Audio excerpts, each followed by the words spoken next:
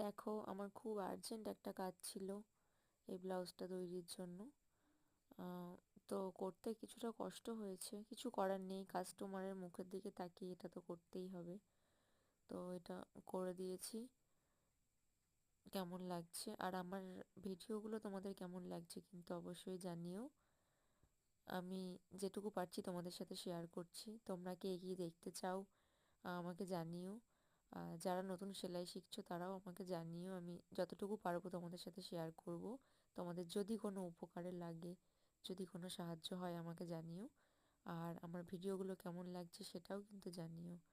আর আমার চ্যানেলটা সাবস্ক্রাইব করে রেখো, আমি যখন যা ভিডিও দেব যেটুকু তোমরা দেখতে পাবে অনেকটা কাজে লাগবে আশা করি। ঠিক আছে, এখন টাটা।